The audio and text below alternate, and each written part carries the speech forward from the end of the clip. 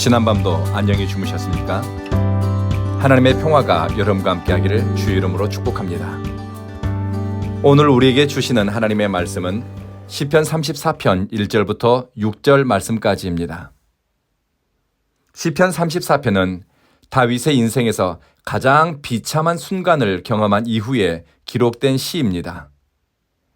사울 왕에게 살해 위협을 당하자 그는 가드 왕 아기스에게로 도망을 갑니다. 아기스의 이름이 오늘 본문에는 아비멜렉이라고 나옵니다. 과거에 적이었던 사람을 찾아가 도움을 받아야 했습니다. 이 과정에서 다윗은 가드 왕의 의심을 피하고 목숨을 유지하기 위해 침을 흘리고 미친 사람 흉내를 내야 했습니다. 생명의 위협을 받고 대적들에게 멸시와 천대, 쓰레기 같은 취급을 당하면서 하나님께 토해낸 시이고 기도이고 노래가 시편 34편입니다.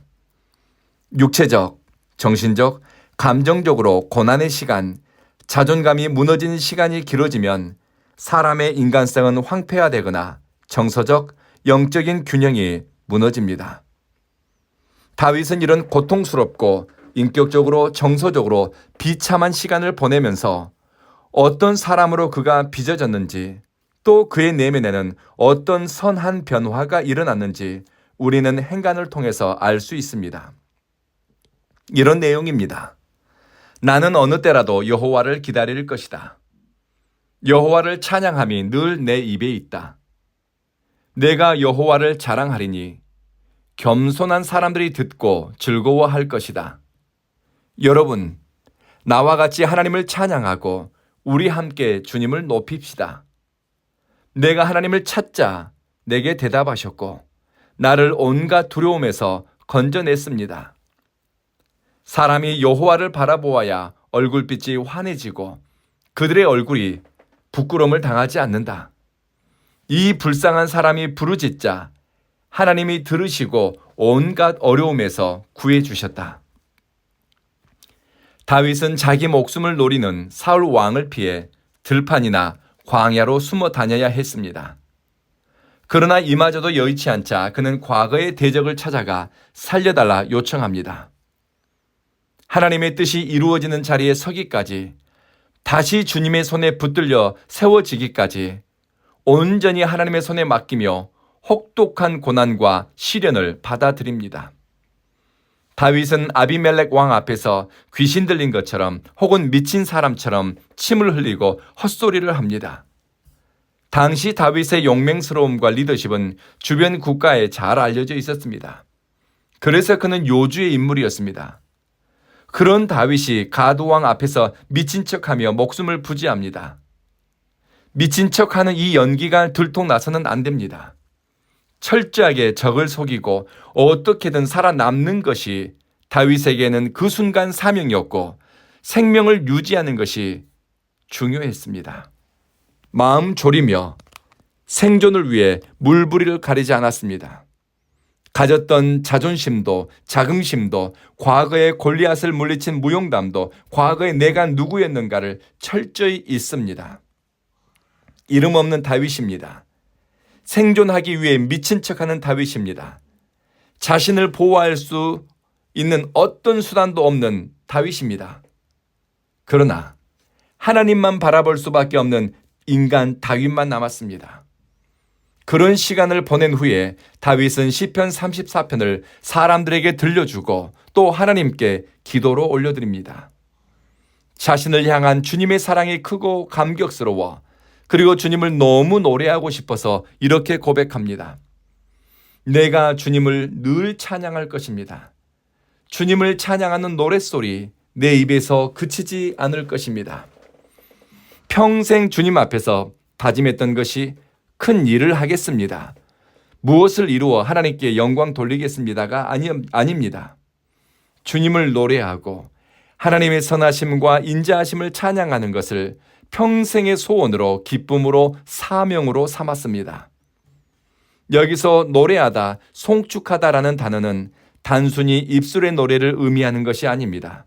이 단어 테힐라토라고 하는 단어의 어원은 빠라크입니다.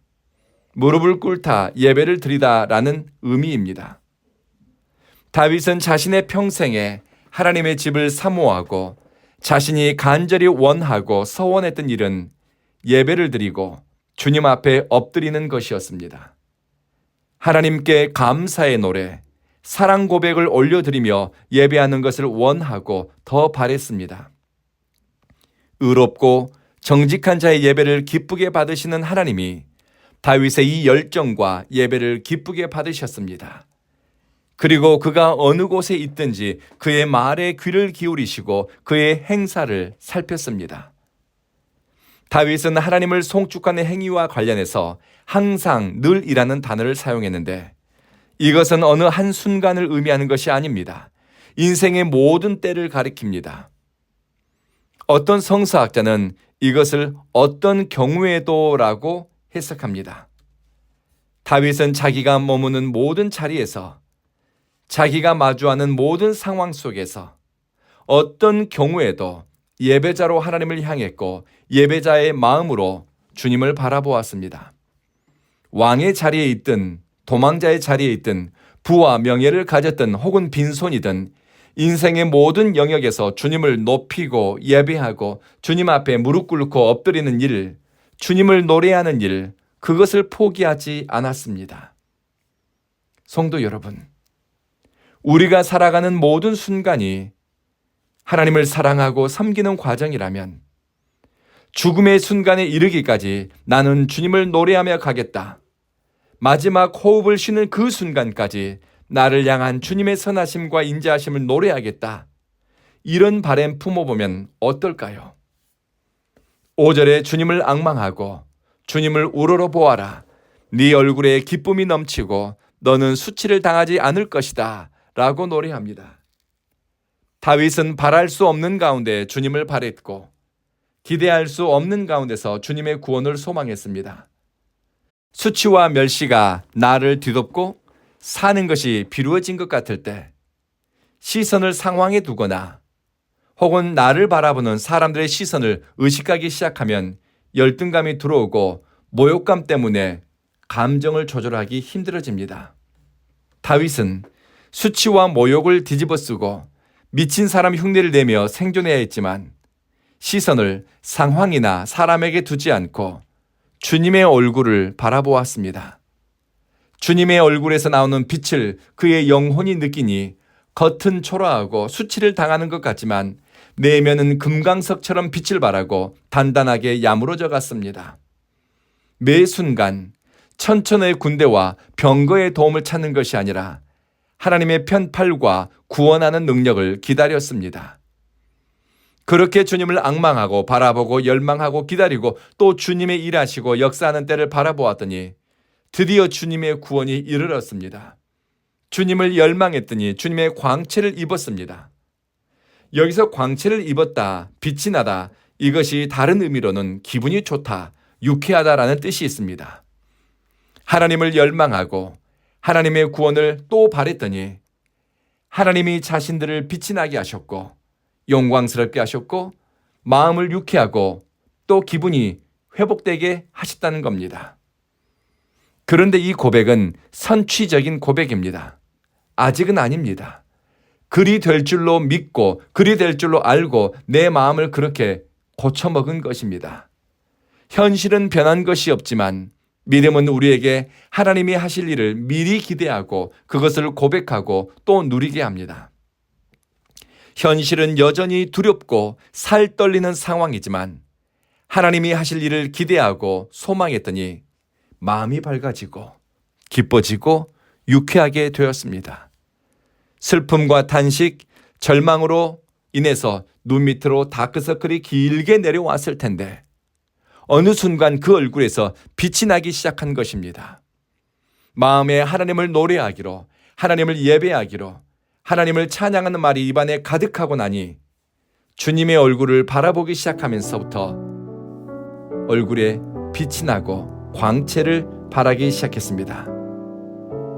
사랑하는 성도 여러분, 여러분이 열망하는 것이 하나님을 향한 마음의 중심이 여러분이 매일 고백하는 신앙의 언어가 여러분의 표정을 만들고 삶을 만들어 갑니다. 우리가 어떤 노래를 부르는가, 어떤 고백을 하는가가 우리 얼굴빛과 마음빛에 영향을 미칩니다. 그러니 나는 하나님을 예배하며 살겠다. 전심으로 주님을 노래하며 가겠다. 주님의 얼굴을 구하는 것이 내게는 기쁨이고 능력이다. 이 마음을 오늘 아침 마음에 새기며 하루를 시작합시다. 기도하겠습니다.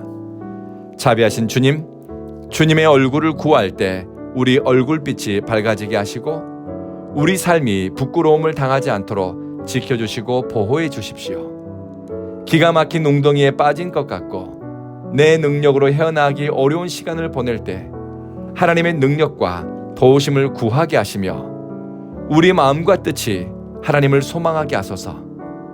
사랑하는 주여, 예수님의 온전함을 신앙의 푯대로 삼는 우리 온 교회 성도들의 입술에 하나님을 찬양한 노래가 가득하게 하소서.